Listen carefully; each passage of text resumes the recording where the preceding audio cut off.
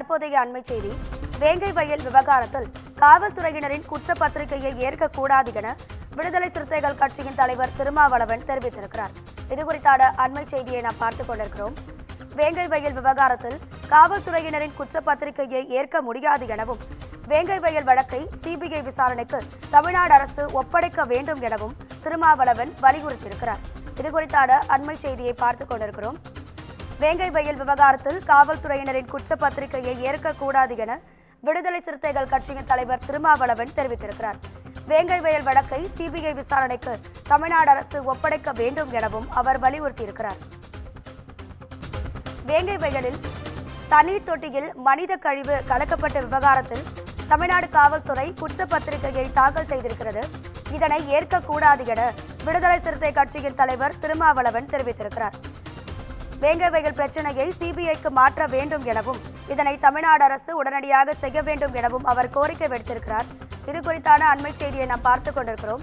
இது குறித்தான கூடுதல் தகவல்களை தருவதற்காக நமது தலைமை செய்தியாளர் சிவா இணைப்பில் இருக்கிறார். சிவா, வணக்கம். உங்க விரிவான தகவல்களை சொல்லுங்க.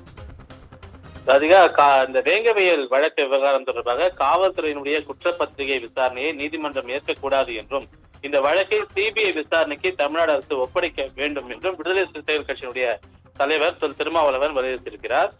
வேங்கை வயல் வழக்கில் தமிழ்நாடு காவல்துறை பட்டியல் சமூகத்தைச் சேர்ந்த மூவரை குற்றவாளிகள் என கூறியிருப்பது அதிர்ச்சி அளிப்பதாகவும் காவல்துறையினுடைய குற்றப்பத்திரிகையை விசாரணை நீதிமன்றம் ஏற்றுக்கொள்ளக்கூடாது என்றும் மேல் விசாரணைக்கு ஆணையிட வேண்டும் என்றும் அவர் வலியுறுத்தியிருக்கிறார்.